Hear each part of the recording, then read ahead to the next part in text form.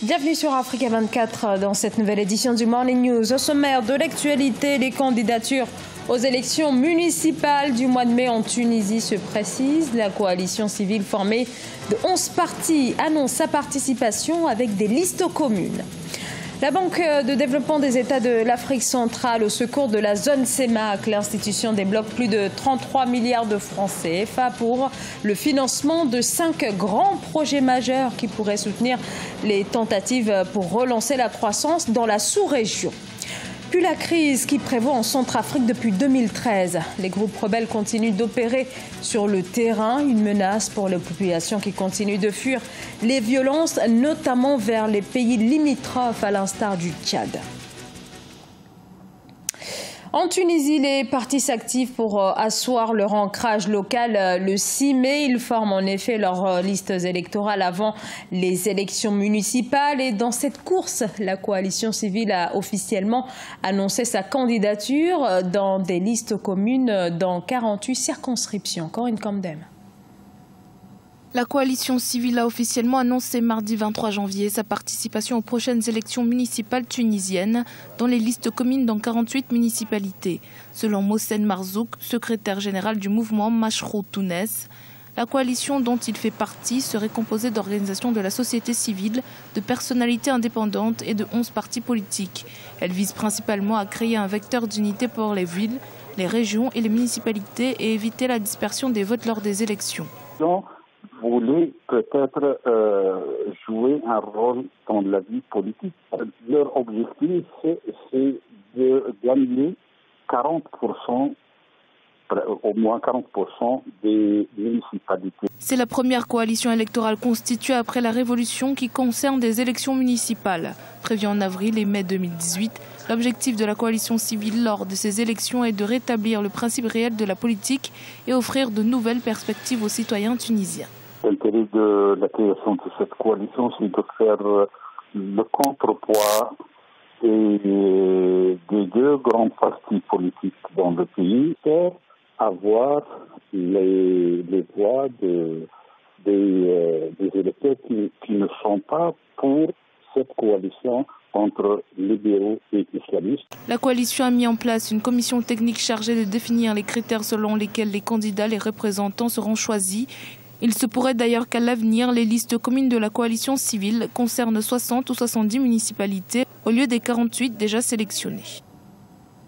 Dans l'actualité également, les Maliens et les Burkinabés sous le choc après l'explosion ce jeudi d'un bus sur une mine faisant 26 victimes et plusieurs blessés. Le véhicule provenait du Burkina Faso et venait de franchir la frontière à destination de la foire hebdomadaire de Boni dans le centre du Mali. Des groupes terroristes armés sont actifs dans cette région. Ils mènent des opérations meurtrières depuis 3 ans. La majeure partie des victimes de l'explosion survenue donc non loin de la ville de Mopti seraient des Burkinabés.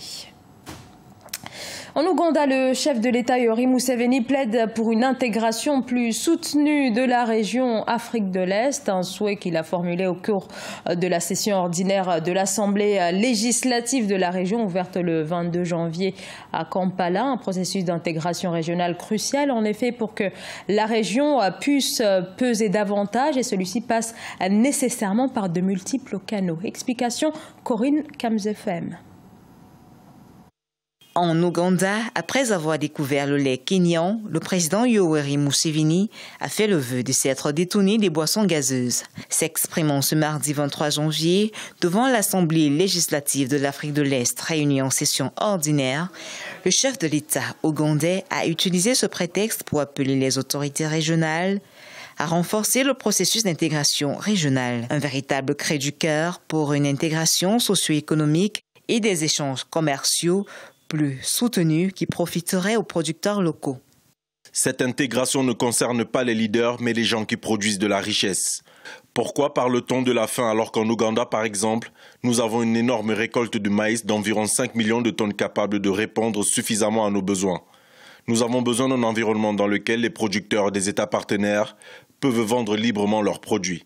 Le président Museveni n'a pas manqué d'arguments pour encourager le processus d'intégration dans cette région. Liés par la culture, l'histoire ou encore la langue, ces pays gagneraient à œuvrer en faveur d'une gestion collective des ressources qu'ils ont en commun, comme le lac Victoria. La communauté est-africaine, géographiquement, est l'une des régions les plus arrosées du continent.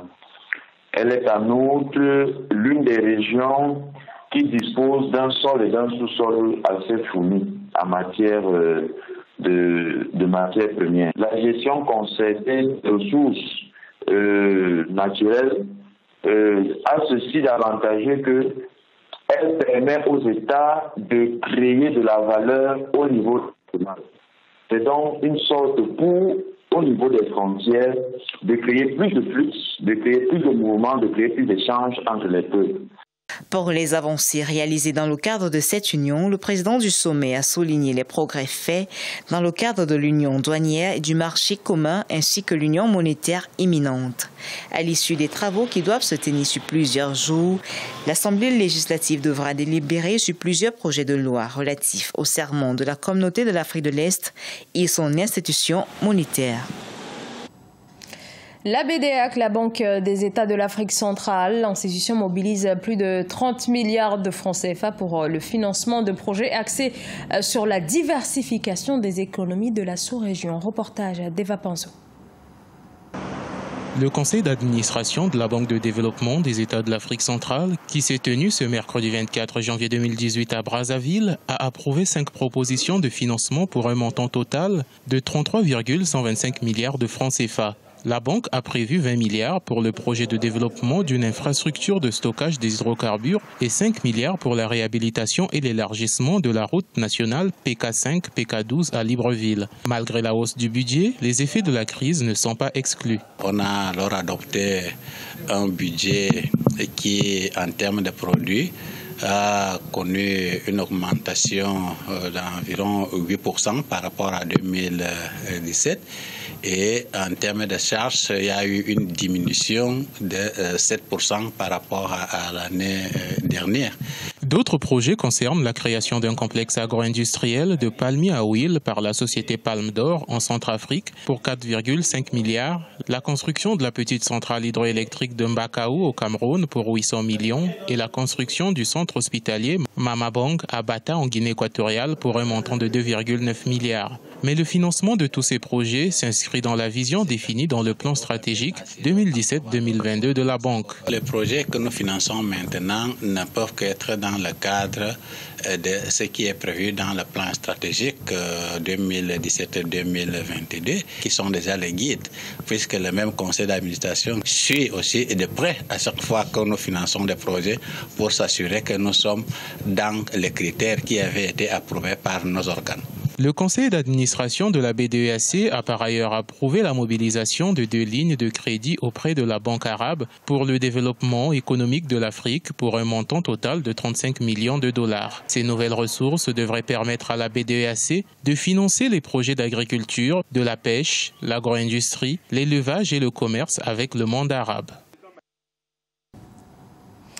La crise en Centrafrique ne cesse de pousser les populations sur les chemins de l'exil. On compte aujourd'hui plus d'1 million de réfugiés au sud du Tchad, non loin de la frontière centrafricaine. Ils sont aujourd'hui 20 000 Centrafricains à y avoir trouvé refuge. Aïssatou Badawi.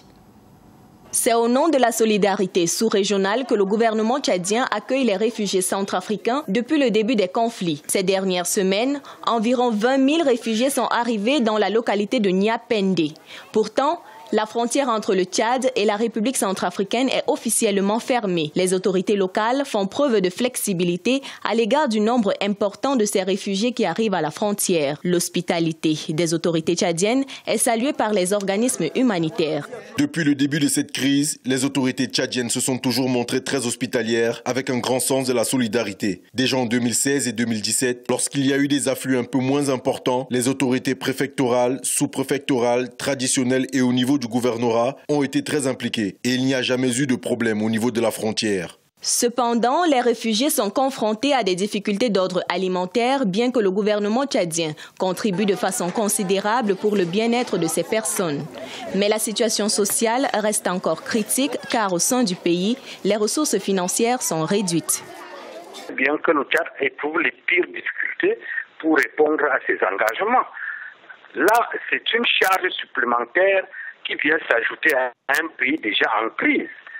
Donc le Tchad a vraiment besoin d'aide pour répondre aux besoins de ces réfugiés qui viennent se superposer à d'autres problèmes de fond. De l'aide alimentaire, il en faut davantage, aussi bien de la part du gouvernement tchadien que pour les organismes humanitaires. Au regard de l'insécurité persistante en Centrafrique, le nombre de demandeurs d'asile en République du Tchad pourrait s'accroître jusqu'à 25 000 en 2018. Ce journal a été réalisé par l'ensemble de la rédaction. Merci pour votre fidélité. Dans un instant, une nouvelle édition de l'actualité sur Africa 24.